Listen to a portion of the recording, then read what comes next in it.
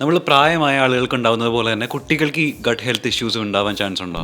തീർച്ചയായിട്ടും ഉണ്ടല്ലോ. ഇപ്പോൾ ഏറ്റവും കൂടുതൽ കുട്ടികൾക്കാണ് കണ്ടുവരുന്നത്. നമ്മളിപ്പം കുട്ടികളെയും കൺസൾട്ട് ചെയ്യുന്നുണ്ട് നമ്മുടെ ക്ലിനിക്കുകളിൽ. കാരണം നേരത്തെ നമ്മളുടെ കുട്ടികൾക്ക് നമ്മൾ കൊടുത്തുകൊണ്ടിരുന്ന ഭക്ഷണം ഒന്നുമല്ല നമ്മളിപ്പോൾ കൊടുക്കുന്നത്. നമ്മൾ ഏത്തയ്ക്കാപ്പൊടി, കൂവപ്പൊടി, ഹൈ ഫൈബർ ആയിട്ടുള്ള ഹെൽത്തി ആയിട്ടുള്ള കാര്യങ്ങളാണ് കൊടുത്തുകൊണ്ടിരിക്കുന്നത്. പക്ഷേ ഇപ്പോൾ ആഡഡ് ഷുഗറുള്ള പ്രോസസ്ഡ് ഫുഡ്, ഈ പറഞ്ഞ ബേബി ഫുഡുകളാണ് നമ്മൾ കൊടുക്കുന്നത്. ബേബി ഫുഡുകളിൽ ഈ പറഞ്ഞ കണ്ടന്റുകൾ കുറവാണെന്ന് മാത്രമല്ല, ആഡഡ് ഷുഗറാണുള്ളത്. വളരെ കുഞ്ഞിലെ വളരെ കുഞ്ഞായിരിക്കുമ്പോൾ നമ്മൾ ഈ ആഡഡ് ഷുഗർ കുട്ടികൾക്ക് കൊടുക്കുമ്പോൾ അവരുടെ ഗട്ടിലുണ്ടാകുന്ന ഇംബാലൻസ് വളരെ വലുതാണ്. അതുകൊണ്ടാണ് കുട്ടികൾക്ക് വളരെ കോമൺ ആയിട്ട് അലർജികൾ കാണാൻ പറ്റുന്നത്.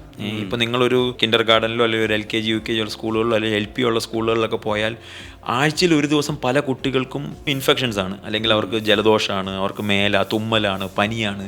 ഇത് ഏറ്റവും പ്രധാനപ്പെട്ട കുട്ടികൾക്ക് ഇപ്പോൾ കോമൺ ആയിട്ട് കാണുന്നതിൻ്റെ ഏറ്റവും പ്രധാനപ്പെട്ട കാരണം അവരുടെ ഭക്ഷണ രീതി തെറ്റാണ് എന്നുള്ളതുകൊണ്ടാണ്. സ്നേഹം കൂടുമ്പോൾ അച്ഛനമ്മമാർ ആവശ്യത്തിലധികം ചോക്ലേറ്റ് കൊടുക്കുന്നു, ജങ്ക് ഫുഡ് കൊടുക്കുന്നു. മാഗിയൊക്കെ 1 വയസ്സും 2 വയസ്സുള്ള കുട്ടികൾക്ക് കൊടുത്തു തുടങ്ങുന്ന ഒരു ഫുഡ് കൾച്ചറുണ്ട് നമുക്ക്.